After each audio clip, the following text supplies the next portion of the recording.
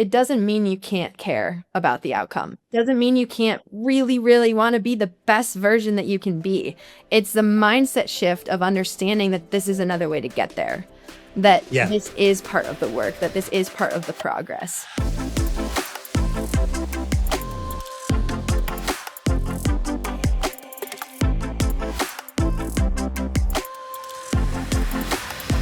Hey friends, welcome back to another episode of Links for Life, and this is going to be a lot of fun today.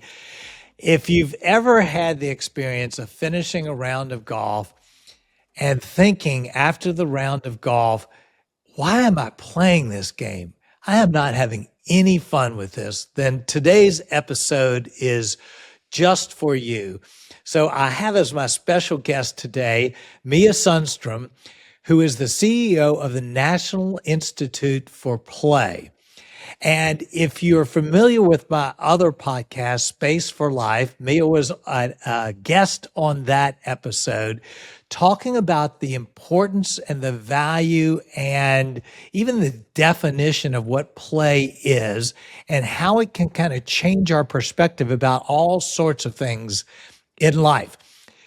After that episode, I quickly said to me, I've got to get you on Links for Life also, because everything we're talking about is so applicable to the game of golf, which should be playing golf, but so quickly we can get out of that mode to working at golf.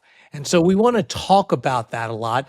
And one particular aspect that we're going to dive into is this concept that she's introduced me to and that the National Institute for Play has introduced, and that's of play personalities, that the way we play is different based on individuals. So we have a lot to cover today. Mia is a fun person to talk to, and we're going to learn a lot. So, Mia, welcome to Links for Life. Thank you, Tommy. I'm so happy to be here on Links for Life. In our last conversation, I know both of us are athletes at the core, and so it's really fun to have a podcast dedicated to an incredible sport that we can talk about the nature of play through. I love it. Yeah, well, it's going to be great. And, that's one of the things that I kind of want to begin with, because you're not just someone who happened into this role of CEO of National Institute for Play. There's a whole backstory to this that I think is so relevant for everything else that you have to say. So maybe we can just jump right into tell all of us a little bit about your backstory of getting into this subject of play, of choosing to invest your time in it. And this might be repetitive if people have listened to the Space for Life episode, but it's still a great story. So go at it.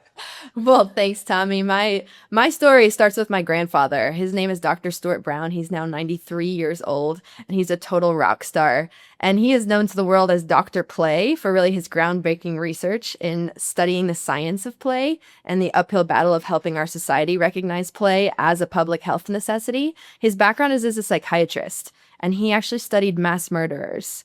And what he found is that all of the mass murderers that he studied severely lacked childhood play, and all of the controls had healthy play histories. And so he was really, really struck by this finding and its relevance to our society. And this was back in the 1960s. And so he took this principle and he founded the National Institute for Play. And now it's my true honor to carry forward his legacy. And on a personal level, he's obviously had a monumental impact on my life and in making play a central value from a really young age for me. So I was the kid that could not sit still, was hanging from sinks and rolling off couches and generally doing dangerous things around the house. And he kind of came to my parents and was like, yikes, this kid is not going to do too well in a traditional learning environment. Like, look at her, she can't sit still to learn. And so my parents took a little bit of a risk and put me in a play-based learning environment where I got to learn outside and bounce on a ball while I was reading, and I didn't have grades all the way through 8th grade going into high school. And it was a bit of a risk, right? So I was what I consider to be just a little play experiment. And Yeah. so, yeah, and it was really fun. And so, what my grandfather recognized in me and then helped my parents to recognize is that I was a mover. I played through moving my body. And so, they really helped me to nurture that play nature instead of penalizing it. So, they put me in the Mm. sport of gymnastics as sort of a creative outlet for my risky tendencies. and then I kind of the rest is history, honestly. I fell in love with the sport for doing it just for its own sake, for the feeling of learning new tricks and of flying through the air. And that love took me all the way through the sort of elite and then college NCAA Division One level, where I absolutely had a tremendous career at the University of Denver, a ton of fun. And then I actually coached at the NCAA Division One level for the last 3 years as well. And now I've stepped into the role of CEO at the National Institute for Play full time, which is a ton of fun. And it's been great to sort of see the power of play, not only in my own life, but the way that it's influencing other people too, and to be part of that movement in a space and in a time when it is more important than ever, which we will talk about, is really, really meaningful work. Oh, it is meaningful work, and I love it. Each time that we've talked, you keep on coming back to this phrase. This was a ton of fun. This was a ton of fun, and I just asked about a trip that you had to Europe. Talking about the National Institute for Play, and your first thought was, "Yeah, it was just so much fun."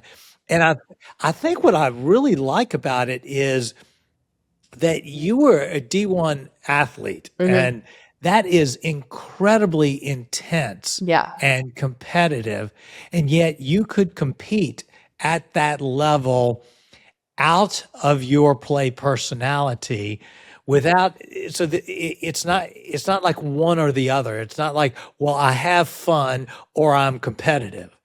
You've found bringing them together, which gets right at the heart of um, this idea of play personalities. Uh, Yes. but before we jump in that, real quickly, because I think this is what goes through a lot of people's minds, is what do you mean when you say play? Play is something we associate with, what children do, Yeah. not something that grown-up adults do. Yeah. So, um, have you got something for us to put our hands around in terms of what play is? Well, I'm glad you're bringing this up because play is deeply misunderstood and misconceptualized, especially as adults in our society, where we think work hard, play hard. Play is the opposite of work. Play is a break from life. It's a break from learning. It's a break from working hard and making progress. And that could not be further from the truth. Play is universally human. It's embedded and hardwired into the most ancient part of our brains. It's something we are born knowing how to do and that evolves over time, but that truly is what makes us vitally human. And that is true across our entire lifespan. And as adults, we often lose that, which we'll talk a little bit more about. But at the National Institute for Play, we like to try to define play, though we recognize it's actually really hard to define because it's fluid and it's this state of being that sort of transcends our ability to describe it. But we like to think of play sort of in two different frames. The first is the state of play. So this is the verb, the act of playing, where you lose track of time and space, where it evokes positive emotions like joy and glee and awe, where it's done for its own sake, not for any particular outcome. So it's intrinsically motivated, and where it's self-reinforcing. So the more time we spend playing, the more it keeps us coming back for more. And those benefits of the play state sort of last beyond the time that we're playing. So that's kind of the state, right? That fleeting moment. We can think of that like the weather. So certain weather moments occur, right? There's a storm that comes, that's our play moment. It sort of changes with circumstances and it's fleeting. And then you have play, the trait. So think of this as the adjective, the cognitive disposition towards playfulness that's marked by optimism and curiosity, creative problem solving, adaptability, resilience, a good sense of humor, an authentic sense of values, right? This is sort of an ability to approach life playfully. And we'll talk about the competitive edge that Yeah. approach gives you, because you just alluded to that in my career. But that's where the real power lies, right? In being able to approach our life through the lens of play. Now, everybody has different propensities for that playfulness trait, right? We all start kind of in a different place with that. The power lies in that when we spend time in that state of play, it helps us to build the trait of play. Now, what's tricky about the definition, and I think all of us can kind of understand this, is what's play for one person might totally not be for the next. What's playful for you one day might not be the next day. Think about, I mean, golf is actually a good example. For some people, golf is play. For some people, golf is like, why would I do that, right? For some rounds, golf feels playful. For some rounds, it doesn't. So the same activity can help us to enter the state of play, but that doesn't mean that we're always going to be playing when we're doing it. And that's where the complexity really arises. Sure, and that is so true. I obviously love the game of golf, but each round offers something different and a different way to enter into it. And some are ultra competitive, some are ultra casual, some are entertainment. You play in your typical captain's choice charity event, and you do crazy things in the midst of that.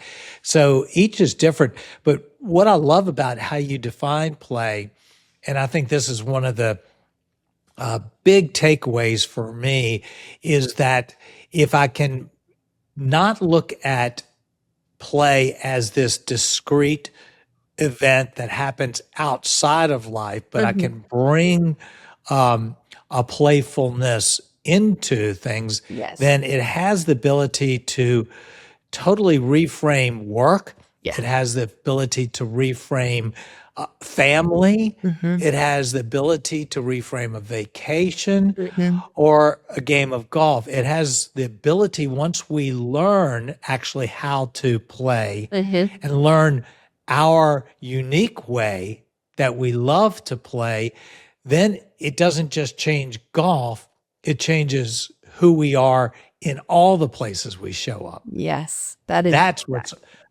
really powerful. You nailed So- it. That's exactly right. That's where it changes our lives. It changes our connection with others. It changes the outcomes of what we're doing, right? That's really where the power lies. I love that you brought that up. Yeah.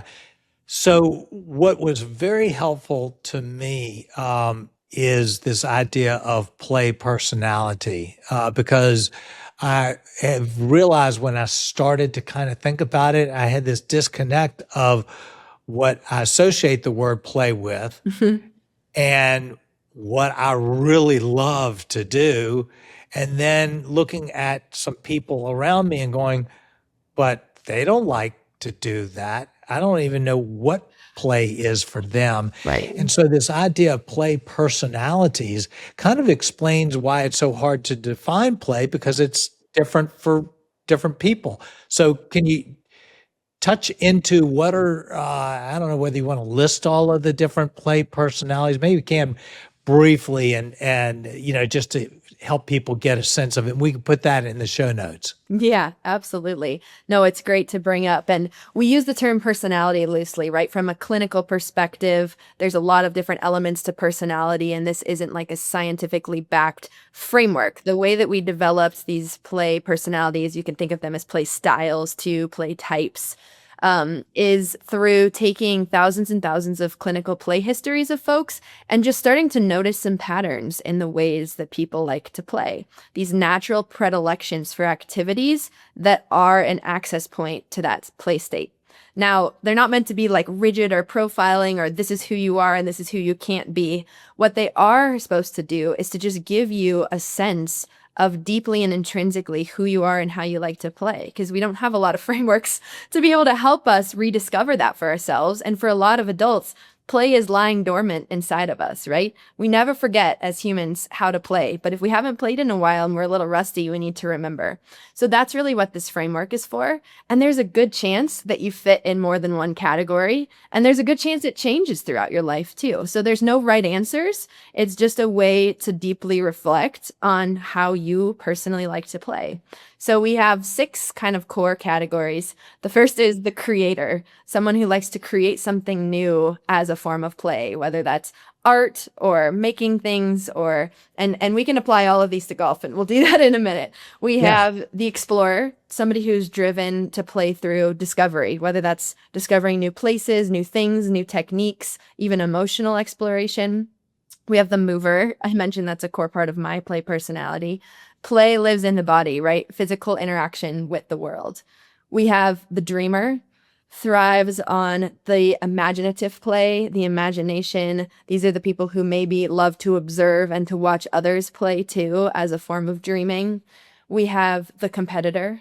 These are the people who play genuinely, are energized by the challenges, the scores, competing against themselves or others, even puzzlers, debaters, right? We can talk about this not in a sports context too.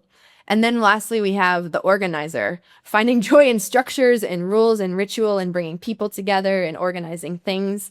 So in collecting things. So broadly speaking, those are the play personalities, play styles. And what you can really think of these as are intrinsic motivators, right? So why, when you ask that question, why do I play golf? Why did I just play that round of golf? You can kind of start to see, was it for creating something new, right? The creativity of golf and the art of golf. Was it to explore, whether that was exploring a new course, exploring a new swing, exploring a new technique? Was it just to move? Love getting outside and moving my body and being in nature, and the feeling of swinging a club and hearing the ball is just so satisfying. You know, was it to compete? Maybe that's a lot of us to keep track of the Yeah. scores, to better myself from the last round in a really fun and playful way, though. Was it to dream, right? To think about who you want to become and how to use your imagination and be with the people around you. Was it to socialize? Was it to organize a group of people and bring them together in a cool way? So we just hit on 6 Yeah. basically play styles, all of which could be one of maybe or the sole intrinsic motivator for why you do what you do. And Well, it's perfect because just hearing that, there's two that just completely jump off the page for me. I mean, if you think about it, the whole creation of Links for Life, which is this intersection of golf growth and God, is this discovery thing that I have always been fascinated by, the things that golf teaches me, about the things that I learn about myself, and that discovery of the, why does this not work? And how do I figure out a golf swing? And that just absolutely fascinates me to no end. It completely bores a lot of people, but it's me. And then the other is that competitor. yeah, I just am a super competitor. yeah, But, the dreaming and the, other stuff, I mean, that's, I don't mind it, but, that just doesn't ring my bell the same way discovery and competitor does. So absolutely. that's just even helpful for me to name that. Yeah, no, it's really interesting. And it's interesting as a coach too, as I was coaching athletes and having kind of my own experiences in sport, but in gymnastics, right? Coaching some of the highest level athletes who have gotten to this point, and a lot of them are burned out. And our system, and Yeah. it's a whole different conversation. We're dealing with the professionalization of youth sports, and there's a lot of extrinsic pressures that are coming in and kind of stamping out an intrinsic drive, the glee, the joy, the creativity from kids at a really young age, which is leading to a lot of burnout. So play as kind of a whole is seen as this, if you're just playing, you can't get good at what you're doing. And that is Right. actually totally not the case. Because when we're in a state of play, we are completely present. We're completely in tune with our body. We're creating the neural pathways to create the right patterns of muscle memory, right? Like we're actually in a space where it can lead to mastery, and lead to mastery faster and more effectively and for a sustained period of time. And so one of the things that I would do, even in high level, is, to your point, really high pressure, you're getting paid for your job, there's high expectations, is look at each of the athletes and try and determine, are you in this because you just like to explore and try new things? Are you in this because you love to compete Right. and I can make fun games out of your assignments so that you can keep track of how you're doing better than your teammates? Are you in this because you're just a dreamer and this is where you wanted to be? Are you Yeah. in this just for the pure sake of moving your body, and can I make that more fun for you? And how can that actually lead to sustained high performance. So kind of that shift of like, oh, it's a waste of time. That's a break from the real work to, no, that's the core of what can actually make you really high level. Will it be fascinating as a coach? Because I can imagine going to certain individuals, let's say someone who is that just intense competitor. And if you go up as a coach and say, just go out and have a bunch of fun, it would be a Not gonna work. complete disconnect because they want to fight. They don't want to Exactly. have fun. They want to fight, at things. And so understanding those personalities, would be absolutely critical Yeah. to coaching well. Oh, absolutely. I had one athlete last year, and the high level competitors are often the competitor play types too, which makes a lot of sense with that alignment. But Sure. before she'd go up on the balance beam, right? Super high pressure, scary, like very, very mentally taxing too.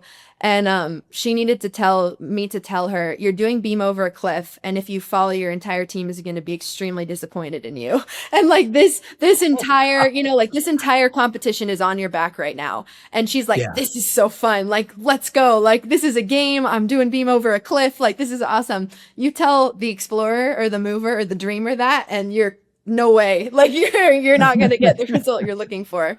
But so That's I love great. that you brought that in because, yeah, we used to play games together, right? Play games with competition. How much pressure can I put on you so that you find it that this is some fun game where the whole weight of Right. the world is on you and you get to carry it on your shoulders, and that's cool. Like, great if that's what you like. Yeah. Yeah. Yeah.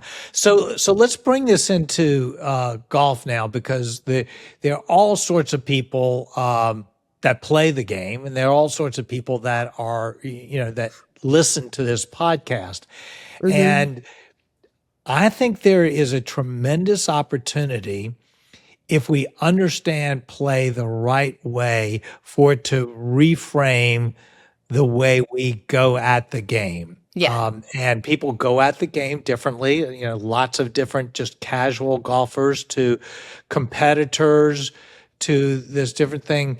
How would you suggest this be applied to a person that's listening that plays a lot of golf, but let's just say, for the sake of argument, has maybe kind of lost a little of the zip Yeah. when it comes to golf? Yeah. Well, first of all, I would just like to say I have a little experience with golf.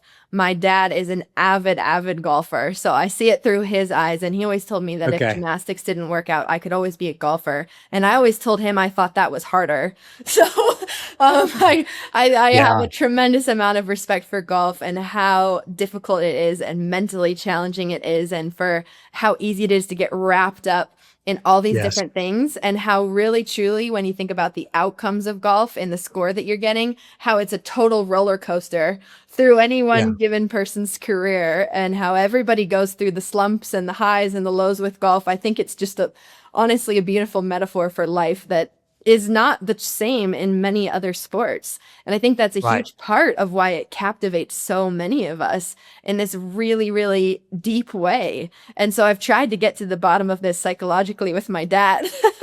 And Yeah. we've talked a lot about different techniques because he is very much a competitor and I would say an explorer. And he is changing his swing every week, trying to find the latest technique. And he is listening to all the golf podcasts, probably this one. Hello, Dad. And Oh, um, I think I would like your dad a lot. you should have him on next for sure. He can Yeah. give more insight than me. But he, it's interesting. He was going through a rut at one point. He was playing in the City Am, and he was like, I get into this competitive setting and I can't perform. And I've played this course 1,000 times and something goes wrong and I just feel stiff and I'm going through all my cues and I just don't know what's happening. And I said, Dad, why don't you try singing to yourself while you're in your backswing so that you just take your mind off of what's going on and you just calm your nervous system and you're just there enjoying the beautiful day. Why don't you, before you go up to the tee box, take a look around, find a bird in a tree, laugh at it as it's doing whatever it's Yeah. doing, and then go and take your shot. Something to sort of ground in the present moment and enjoy golf for what it is and not for the outcomes of what it can be. because it is so easy in the sport of golf and in a Yeah. lot of sports to get so hung up on the outcomes of I can't be playing if I'm not playing good golf. That is a hugely, that is not the right mindset.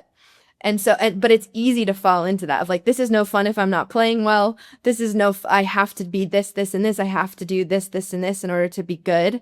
When really, if we can fundamentally come back to what is it about this, the essence of it, the pure essence of doing it that's fun and enjoyable, it actually just grounds us in the present moment. And being in the Right. present is the most powerful way to have high performing results. Well, definitely with golf. And I think one of the, nuances to golf that's different from other sports, as someone who is very competitive and has always been competitive and played lots of different sports, in most every other sport, if you turn on the competitiveness, you turn on the intensity, you improve better, Mm-hmm. you improve more. Mm-hmm. But with golf, it is often counterproductive to turn on the intensity. And so, as someone who's a competitor, and I'm trying to learn how to play the real competitive golf, state level golf, I'm trying to do the very thing that you do to say, in order to be competitive, I actually have to find ways to turn it off Mm-hmm.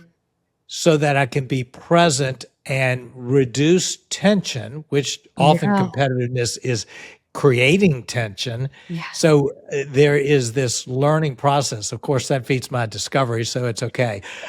So it's a great application of it. Yeah. Oh, you just brought up, I mean, golf and sport in general, but specifically golf is full of paradoxes, right? Yes. Oftentimes you have to slow down to speed up. Yes. Oftentimes, right, you have to take the pressure off to be able to handle the pressure. And I think the first thing that it comes to, and this is the case in any high level sport, is awareness, right? Awareness of when you might start to feel flat or a little mechanical in the way that you're approaching the game, or that your energy isn't as high when you're playing, or that you're getting frustrated by smaller things, or that you're kind of living cognitively versus, and you're 5 steps ahead of, oh, I bogeyed here, so I have to birdie there, and what happens if kind of noticing those signs a little bit, because they just sneak on in, right? And we have like 17,000 thoughts a day. So, and Yeah. I can imagine we have even double that amount in a round of golf. So to notice some of those signs of, I'm not in a play state right now, right? I'm stressed. I'm thinking about the future. I'm mechanical. I'm low energy. Start to just bring awareness to that. And then it's not about judging those moments. Each of us has those, right? If you're not playing very well, yeah, it's Sure. not going to be as fun, of course. But to bring some awareness to those moments, to sort of catch them, just notice them, and then to be able to say, okay, I have some time left, create the space to be like, I can shift just little things about the way that I am approaching this.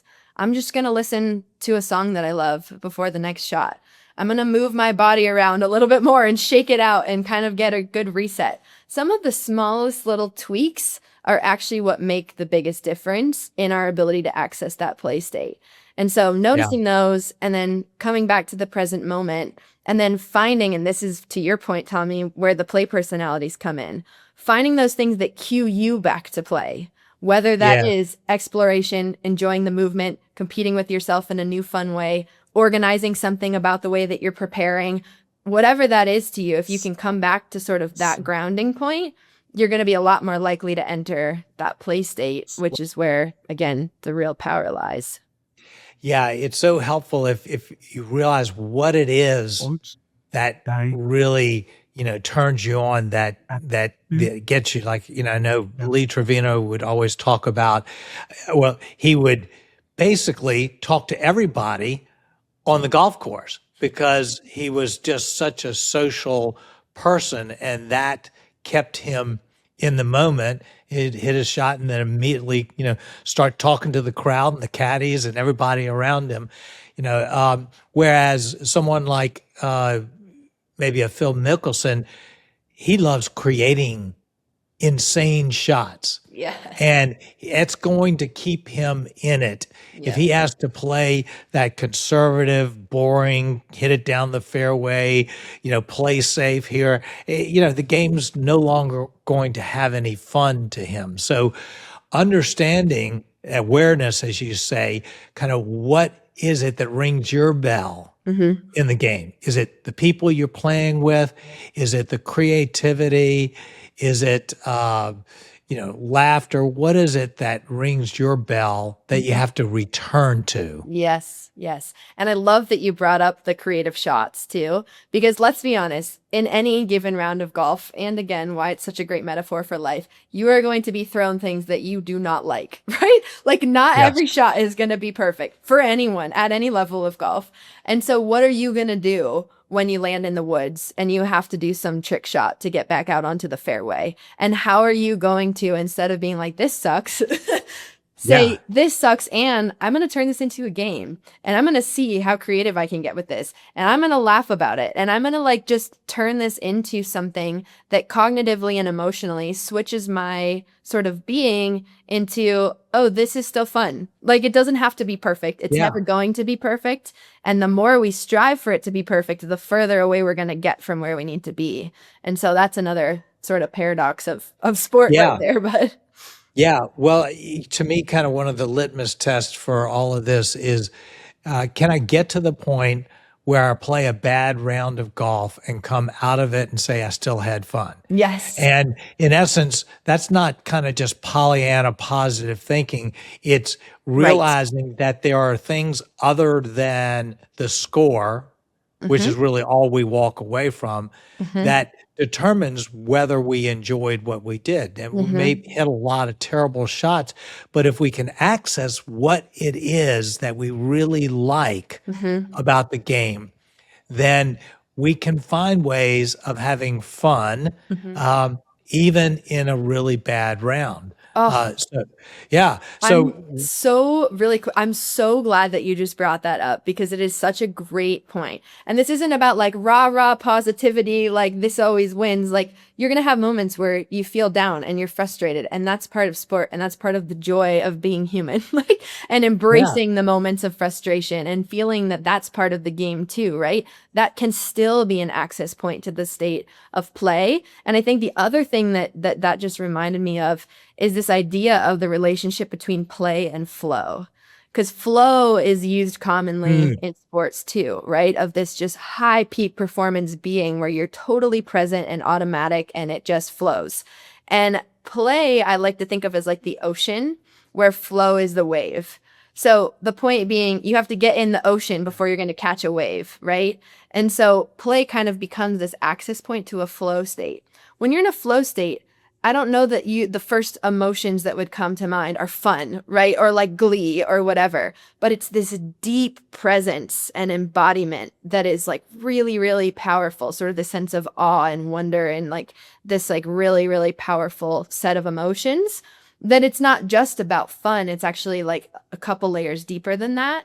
So in yeah, those mix and this like ocean of all these different emotions that are arising in every given shot and moment on the course over a pretty long period of time, like yeah. play doesn't just have to be the like rah rah, this is fun, woohoo. Like, it's a lot deeper than that. So I'm really happy that you brought that up.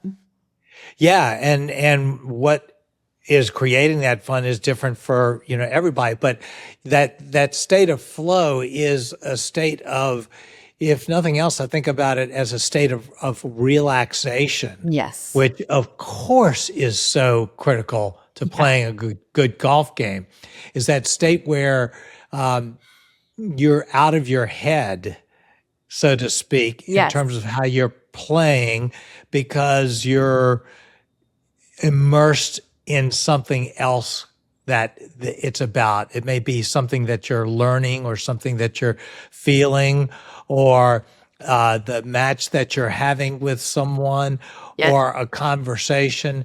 But it's that state of flow is to me always a relaxed state, which where Yeah. it's so applicable to golf to me almost more than any other sport, although I think it plays in every sport. Yeah, absolutely. So true. Yeah. Yeah.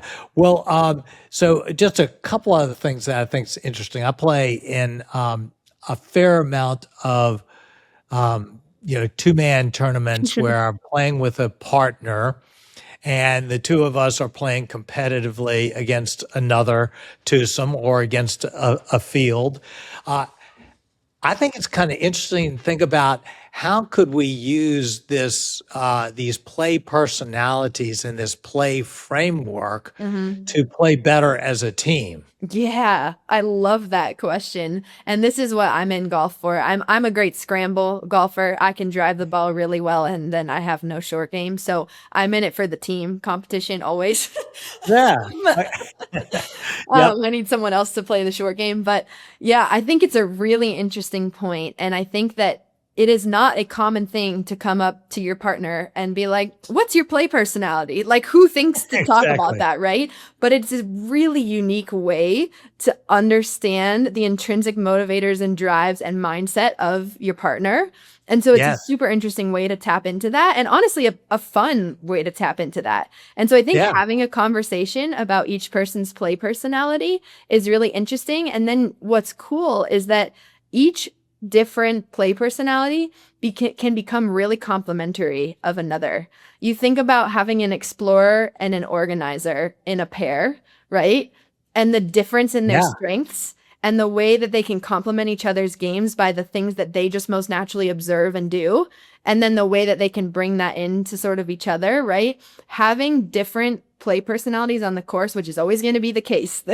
There's like, Yeah. I've never seen a group of people where they all have the same play personality, is a really fascinating way to like learn from each other on a deeper level, witness and understand, respect the way that people are playing, right? And like, oh, that's why they're talking my ear off like right before they play. Like Yeah. that's how they play and that's how they need to do this, right? Versus like somebody who's really quiet. And so I think having that sort of baseline understanding of each other's play personality is a really strong basis for connection, for strong team dynamics, for complementary styles that can be learned from. So I love that. Well, and it's just going to make it a lot more fun if you're on the same page with your partner. Right. Right. So, so let's maybe a good way to wrap this up is if you were to say what's a concrete way that you could begin to take this out on your next round of golf, Mhm. what would be something that you would suggest to someone who's all this is brand new to? It's a great question. I think the first thing is doing some reflection on what your natural predilections for play are, what your play style is. And a good way to do that is to think back to some of your earliest childhood memories, kind of who you were before the world told you who to be, and what you Mm, loved to do in your free time. And there's a good chance that that piece of you is still deep in there, whether or not it's been buried, whether or not it still flourishes in your adult life, but kind of reconnecting with your inner child a little bit in what did I love to do and why is a great sort of litmus test for what your play style is. And then the other one that's really helpful is if I have 30 minutes of free time, what am I going to do first in order to play, right? If I had yeah. 30 more minutes in a day, and usually between those two things, you can start to identify your top one or two play styles. Once you do that, I think what would be cool is to actually set a goal, because a lot of golfers have goals and benchmarks that we're looking for, around one intention that just honors your play style. So think of this as a process goal, not an outcome or a score goal. Something you're going to do during the round to honor your play style. For instance, I'm a mover. Today, I'm going to notice how good it feels to swing the club and to just like appreciate that for one split second after I hit the ball, because like I love to Mm. move and this is a huge part of it, versus whatever that looks like for another sort of play personality. And just that little cue, whatever that intention is that you decide to set, will help you stay present and will give you sort of that competitive mindset where you may find that the results kind of take care of themselves. So giving yourself that permission to play once you do the reflection on how you play. That's really great. And it's something that, without even realizing it, that I've done myself, because I thought about this question that kind of spurred a lot of the Links for Life was, why do I play golf? And I play it to learn things. Yeah. So I started to say, I'm going to reframe what a successful round of golf is did I learn something? Love And it. sometimes that comes at the end of a horrible round in the last couple of holes when you find that one something and I go, yes, this is a good round of golf. Now, my score Yes. might have been lousy. So, but I've learned to reframe what is good in the Yes. game. And it's based on exactly kind of what you're saying of realizing what matters to me, and then bringing that to the round of golf. So hopefully those who are listening can say, okay, you know what? What really matters to me is I just enjoy being with people. I don't really Yes. care, and I'm not going to care about Yes. what I score, but I'm going to connect, Yes. and that might be what it is. Or I'm going to hit the most creative shot I could ever imagine, and Yes. I am going to have a blast with it. One good, wild shot around. Yes, yes. So And what's great about that is it doesn't mean you can't care about the outcome. It yes, doesn't mean you yeah, can't really, really want to be the best version that you can be. It's the mindset shift of understanding that this is another way to get there, that yeah, this is part of the work, that this is part of the progress. So you can want to be the best that you can be. And I'm fully supportive of everyone trying to be the very best they can be and score as low as they yeah. possibly can. And what we're here to say is basically that the neuroscience supports that play is a way to get there. Great. Well, if people want to explore this more, I would first encourage them to go to the Space for Life episode that we Yes. did together probably about a month or two ago, Yes. because I think that talks about all of the other areas that we can bring it into. Mhm. And you can also go to the National Institute for Play, which is nifp.org.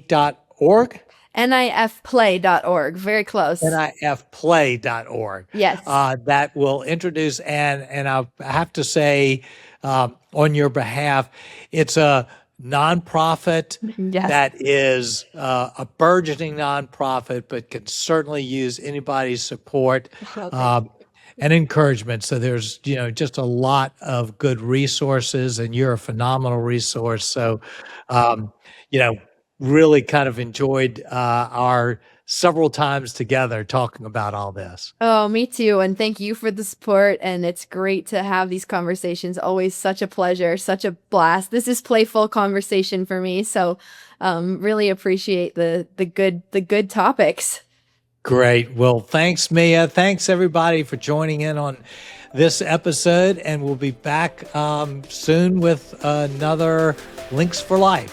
Thank you, everybody.